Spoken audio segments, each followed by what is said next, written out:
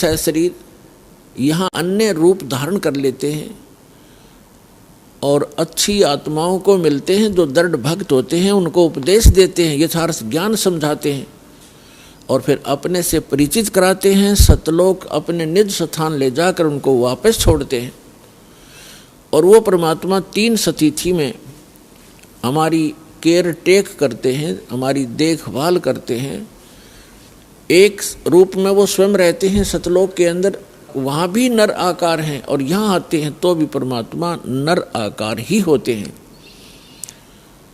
तो सतलोक में जो परमात्मा के शरीर की स्थिति है वो मनुष्य दृश्य हैं, मनुष्यवत हैं। उनके शरीर का जो तेज है, नूर है। एक रोमकूप में, एक रोम कहते हैं बाल को, एक बाल में, एक रोम में करोड़ सूर्य करोड़ चंद्रमा, इन दोनों की मिलीजुली रोशनी हो, उनका जो तेज हो, परमात्मा की एक बाल की इतनी रोशनी है, तो फिर शेष बॉडी की कितनी होगी, अंडरस्टूड है। ये तो वहाँ परमात्मा एक रूप में ऐसे रोल करते हैं, ओवरऑल कंट्रोलर और ओवरऑल क्रिएटर के रूप में वहाँ विराजमान हैं। वो परमात्मा जो बनारस में, काशी में धानक रूप में, जुल्हा रूप में यहाँ रहे थे अभी कलयुग में, सन 1398 से और सन 1518 तक 120 वर्ष रहे थे। वही परमात्मा उस असंख्य ब्रह्मांड के कंट्रोलर के सिंहासन पर विराजमान है, उस तख्त पर विराजमान है। उसके विषय में आंखों देखा उन महापुरुषों ने बताया है, जिनको परमात्मा मिले और सचखंड लेकर गए, फिर वापस छोड़ा। आदरणीय गरीबदास साहिब जी उनमें से एक महापुरुष हैं। उन्होंने कहा कि अनंत कोट ब्रह्मांड का एक रति नहीं भार और सतगुरु पुरुष कबीर हैं ये कुल के सर्जनहार। हम सुल्तानी नानक तारे दादू को उपदेश दिया, जात जुलाहा भेद नहीं पाया वो काशी माहे कबीर हुआ। ये काशी में जुलाहा रूप में जो रहे थे परमात्मा, ये असंख्य ब्रह्मांड के स्वामी हैं। हम इनको पहचान नहीं सके क्योंकि हमने परमात्मा की परिभाषा ही गलत सुन रखी है। कोई निराकार बताता है, कोई साकार कहता है, तो श्री राम और कृष्ण, विष्णु और शंकर भगवान तक हमारी बुद्धि सीमित कर रखी थी। इसलिए हम लाल को पहचान नहीं सके। हम 10 के नोट की भी कदर जानते हैं, हम 100, 500 और 1000 के नोट को भी खूब पहचानते हैं, लेकिन हम लाल से परिचित नहीं हैं। आज भी परिचित नहीं है। यदि यहाँ कोई लाल डाल दिए जाएं, आप उनको छोड़कर चले जाओगे और 1000 का नोट पड़ा हो तुरंत उठाओगे। चाहे किसी का ये भी कहो कि भी किसका है देखिएगा, किसी का हो तो ले लीजिए, आपको उसकी कदर है, लाल का पता नहीं। तो ये लाल है परमपिता परमात्मा कबीर जी, जो सारी सृष्टि के रचनहार और सतपुरुष कहलाते हैं, जिसको गीता अध्याय नंबर 8 के श्लोक नंबर 3 में परम अक्षर पुरुष कहा है, परम अक्षर ब्रह्म कहा है। और ये अन्य जितने भी देव हैं, कोई 1000 का नोट है, कोई 500 का, कोई 10 और 20 और 50, 100 का, तो इनको तो आप अच्छी तरह ग्रहण कर लेते हो। लेकिन एक लाल आपको मिल जाए तो इन 1000 के नोटा की गिनती है ना, आपके पास कितने हो जाएंगे, उसी से मिल जाएंगे वो। तो इस प्रकार परमात्मा कबीर जी वो लाल हैं जिनको हम पहचान नहीं सके, क्योंकि वो हमारे व्यवहार में नहीं थे और हम पहचान नहीं सके। तो उसकी अपनी पहचान कराने के लिए परमात्मा स्वयं आए और अच्छी आत्माओं को मिले, जो दृढ़ भक्त पुण्य आत्माएं थी। आप देख सकते हो जिन महापुरुषों को परमात्मा मिले उस समय, आज से 200 वर्ष पहले, 250 वर्ष पहले गरीबदास जी आए थे सन 1717 में, और संवत 1774 में उनका आविर्भाव हुआ था, जन्म हुआ था। और सन 1717 आज सन 2013, 300 वर्ष पहले, और 300 वर्ष पहले उनको परमात्मा मिले। पहले वो हमारे जैसे पुजारी थे, श्री राम, श्री कृष्ण, विष्णु और शंकर भगवान, माता मसानियों के। और जब उन्होंने परमात्मा को देखा, सतलोक देखा, जहाँ हम रहा करते वो स्थान देखे और वहाँ की जो सुख देखे, फिर आकर उनको वापस छोड़ा, तो फिर वो इतने दृढ़ हो गए, पूरा समाज एक तरफ और गरीबदास जी एक तरफ। ऐसे ही नानक साहिब जी, आदरणीय नानक देव जी को जो परमात्मा मिले, बेई नदी से सचखंड लेकर गए वो सतपुरुष, और फिर वापस छोड़ा उनको ला करके। उसके बाद वो, उससे पहले वो हिंदू धर्म में जन्मे थे, सभी श्री राम और श्री विष्णु श्री कृष्ण जी के परम पुजारी थे। और उसके बाद पूरा हिंदू समाज एक तरफ था और नानक साहिब जी एक तरफ थे, झुके नहीं, और आज उनके अनुयायियों की गिनती नहीं। तो ऐसे दृढ़ भक्तों को परमात्मा मिलते हैं, और जिस कारण से वो अपनी स्थिति को, अपनी पहचान को अपने बच्चों तक करवाते हैं। तो इस सारे कुछ अभी तक जो सत्संग दास ने किया है, इसका उद्देश्य ये है कि श्रीमद् भगवत गीता में जो प्रमाण है, ये गॉड गिवन स्पिरिचुअल नॉलेज है। श्रीमद् भगवत गीता अर्थात ये वेदों का सारांश है, और चारों वेद कबीर भगवान ने दिए थे इस ज्योत निरंजन ब्रह्म सरपुरुष इस काल के अंतःकरण में फीड कर दिए थे, ईमेल कर दी थी, फैक्स कर दिया था। और जब इसने डाउनलोड करके देखा, कंप्लीट स्पिरिचुअल नॉलेज भेजा था परमात्मा ने इस ज्योत स्वरूपी निरंजन के अंतःकरण में। इसने जब वो डाउनलोड किया, यानी अंदर से बाहर निकाला अपने अंतःकरण से, तो बाहर उन्हें पढ़कर देखा,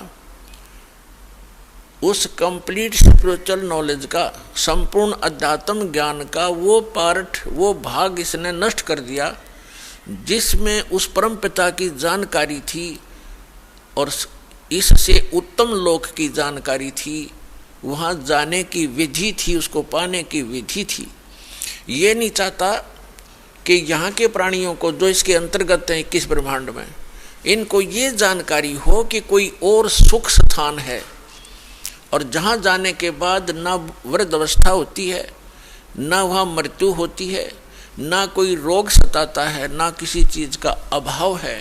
सब सुख पदार्थ आपको वहाँ बगैर किए ही प्राप्त होंगे। और पुण्यात्माओं, हमारी यहाँ चेष्टा प्रत्येक प्राणी की ये है कि हम काम ना करें, हम मेहनत परिश्रम कम करें और सुविधाएं सारी हों। इसलिए हम अपने बच्चों को पढ़ाते हैं, स्वयं भी पढ़ते हैं, पढ़ा करते थे कि हम बड़े अधिकारी बने और हम काम कुछ ना करें, घंटी बजाएं, नौकर आए और जो वस्तु चाहे वो खाएं, ऐसी तनख्वाह हो, कार हो, कोठी हो और सुविधाएं सारी हों। तो ये यहाँ नहीं हो सकती। यहाँ तो चाहे राष्ट्रपति बन जाए, उसने भी दिन में बहुत सी मीटिंग अटेंड करनी पड़ेंगी, नहीं तो उसको जीने नहीं दे पब्लिक, उसकी व्यवस्था है। तो इसी प्रकार सतलोक में जाने के बाद वो सुख होगा जिसकी हम खोज यहाँ कर रहे हैं। वृद्धावस्था वहाँ नहीं है, वहाँ केवल युवा शरीर रहेगा। तो कौन चाहता है वृद्ध होना, कौन चाहता है मृत्यु? लेकिन यहाँ इसका कोई विकल्प नहीं है, यहाँ तो ये कंपलसरी है, ये तो होगा ही होगा। तो इससे बचने के लिए एक साधना है, साधन है जो परमात्मा ने स्वयं आकर आप बताई और अपनी प्यारी आत्मा उन परमहंस संतों को सतलोक दिखाया और वापस छोड़ा और उनको दृढ़ कराया। तो यहाँ पर जितने भी प्राणी हैं सबकी मृत्यु होती है, और हम आजीवन जो संग्रह करते हैं वो हमारे साथ नहीं चलता। हम जिन बच्चों के लिए कोठियाँ बनाते हैं, धन जोड़ते हैं कि हमारे बच्चे हमारी मृत्यु के बाद वो सुखी होंगे, और वो बच्चे हमारे सामने ही मर जाते हैं। ऐसे बहुत से प्रमाण, ये दुखदायी घटनाएं हम समाचार पत्रों में भी सुनते हैं, टीवी पर भी देखते हैं। एक पूरा परिवार एक सत्संग सुनकर आ रहा था किसी संत का, तो उसमें इतना पक्का याद नहीं दास को कि 12 सदस्य थे पूरे परिवार के या 13 थे। उनमें से एक घर पे था और बाकी 11 या 12 सत्संग सुनने गए हुए थे, सत्संग सुनकर आ रहे थे, दुर्घटनाग्रस्त हो गए। पूरा का पूरा परिवार मारा गया, छोटे पोता पोतियां से लेकर बच्चों तक। एकला वृद्ध रह गया वो, जिसने सारी उम्र ये सोची थी घना धन इकट्ठा कर लूं, मेरे बच्चे सुखी होंगे, हम तो चलो मर जाएंगे, मेरे पोता पोती तो सुखी होंगे। पोता पोती पहले चले गए। तो यहाँ काल ने आपको धोखे में रखा हुआ। फिर दूसरा कारण ये है कि सत्संग, संत की शरण में सत्संग सुनते हैं प्राणी, तो उनको ऐसी आपदाओं का सामना नहीं करना पड़ता। तो वो संत और सत्संग और उसकी साधना में कोई त्रुटि है जिस कारण से प्रोटेक्शन नहीं होता। और दूसरा कारण ये होता है कि संत भी सही हो, साधना भी ठीक हो, लेकिन अपने में कोई त्रुटि हो, हम नियमों का पालन ना कर रहे हों, उससे क्या होता है, फिर नाम खंडित हो जाता है। उस कारण से भी प्राणी साधक होते हुए हानि उठा लेता है, क्योंकि उसका प्रोटेक्शन समाप्त हो जाता है।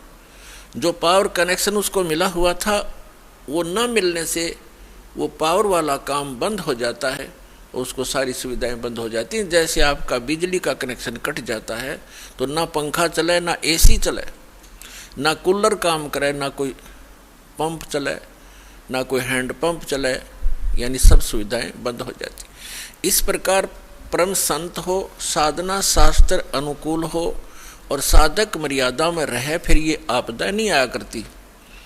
पूर्ण परमात्मा सत्य पुरुष की साधना करने वाले साधक पर ये आपदाएं नहीं आ सकती।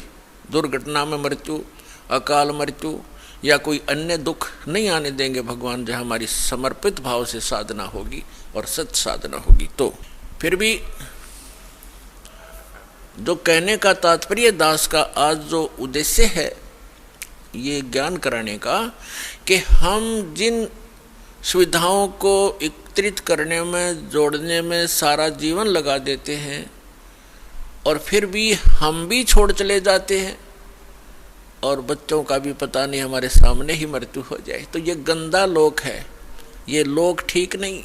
अभी तक हमें इसका अल्टरनेट नहीं था। अल्टरनेट था तो इतना था कि स्वर्ग चले जाएंगे, स्वर्ग से आगे हम नहीं जानते थे। परमात्मा कबीर जी ने आके अपनी महिमा, अपना स्थान स्वयं बताया है कि एक स्थान ऐसा है जहां जाने के बाद साधक फिर लौटकर संसार में नहीं आता।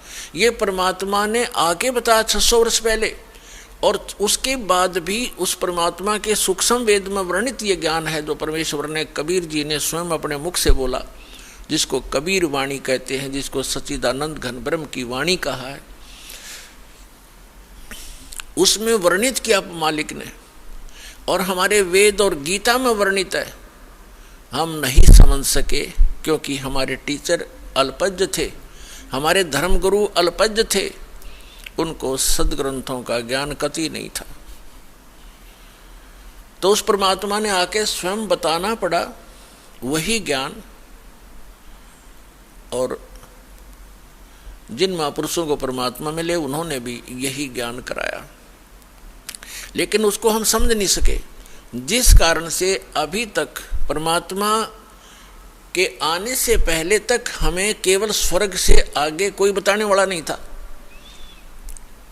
और अब हम पता चला इन सदग्रंथों से और परमेश्वर के सूक्ष्म वेद से और जिन महापुरुषों को परमात्मा मिले उनकी अमृतवाणी से।